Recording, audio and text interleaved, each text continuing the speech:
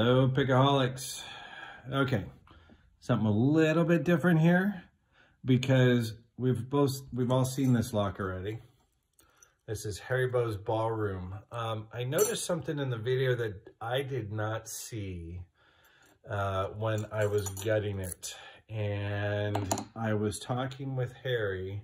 Actually, he saw the video and got back to me because he wanted me to check and see if this was still actually working. This lock has something completely custom made in it. And this is something that Harry is known to do, and he thinks of the weirdest stuff. I did wonder if you can see this on the very tip of the key. There's this beveling to the key, almost like a knife edging of it. Let's see.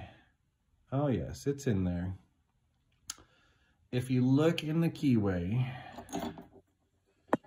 you can see the pin. Let me see if I can do this. I'm looking through the camera too. So you can see the top pin and you see the little silver thing there. That's actually a ball bearing. Let me see if we can get this on camera. You can see me pushing it in. He did some deviousness in this lock. It didn't affect the picking, but he said when it was first done, it was. So we're gonna delve into this a little bit closer because I wanna look at this. I noticed it, as I said, when I did the gutting video, and I just didn't pay attention to it. And sometimes you should pay attention to things a little bit more. But I wanted to go back through this lock so we can all enjoy the kind of stuff that Harry's been doing for a long time. This is, once again, Ballroom by Haribo. This is number 22. And was this the one that, I think I had to walk the shim in. Let's see. I can't even get the shim in. This has a T-pin in it. Yeah. We're gonna take a chance. I think I had to do that the last time, not quite sure. Yeah, that T-pin caught in there. Let me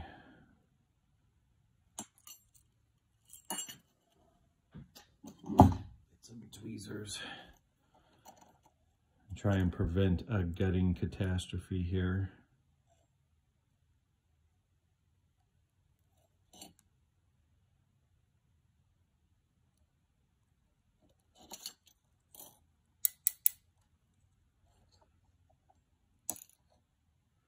And we're dropping top pins and bottom pins.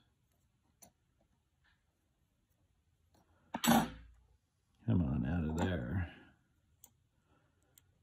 Try and look suave and debonair, and what happens? You screw it up. There we go. Okay, dropping pins. We'll rearrange them in a moment. Get that turned back in there. Push this through.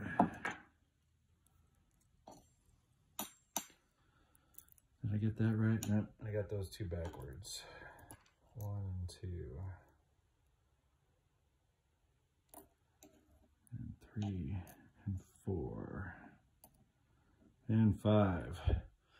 So what, I didn't see this at first. And let's see. But I noticed it in the gutting video, but I did not actually see it. Can we see? Let me take it off and see. Yeah, some of them have compressed. I don't know. So to the left, and I don't know how well it's going to be in focus. Those are all ball bearings inside of there. Let's see if we can get it to focus.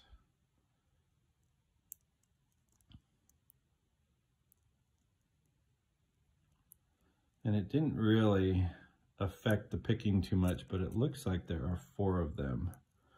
One's a little bit compressed, which we'd expect over the years. And he's placed them in between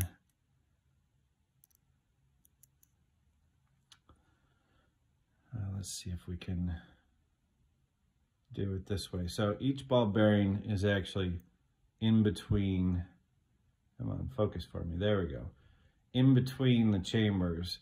So what it's probably there for is for pushing your pick in and out, because you have to pick up, well actually you can, this one's open enough that you can pick off the side, and so it really doesn't affect unless you're pulling your pick in and out of the chamber. But he has actually drilled holes in the side of the plug, put a ball bearing, put a spring in there to cause us even more chaos and havoc, let alone with the pins and the lighter spring that he used in this particular one. So I wanted to just share some of the things that Harry is capable of. And he did comment, he made a comment to me on something that he just made that was so horrifying that I don't know if I should share it or not, but I'm going to anyways. He made a rattlesnake pin. Not just any rattlesnake pin. He made a pin-in-pin rattlesnake. So a rattlesnake in pin. For all of you who have not yet had the pleasure of attempting rattlesnake pins, they are probably one of the hardest pins that any of the challenge lock makers make. And that is horrifying. And the second one is a pin-in-pin. So if you combine the two of them together, it's just ridiculously horrifying. So I'm going to leave you with that thought of just nightmarish coming from Harry Bow and the stuff that he does. And once again, this is Ballroom, just wanting to show off something completely different that I had never seen before and was fun to actually revisit. It doesn't affect the picking, but it can be a little bit confusing because it's going to add a feel to the pins themselves pulling the pick across those ball bearings. But if you're working underneath them, it doesn't affect it too much. And I think that it's been around long enough that the springs are slightly compressed, so they're not pushing as hard as they used to. What probably was, when it first was made, was pretty much a pain in the butt to pick. So there is Harry Bow's Ballroom number 22. This one is going to go to Cajun Lockpicker. He is interested in going up the next level. So have a great day, Pickaholics. I'll see you on the next time.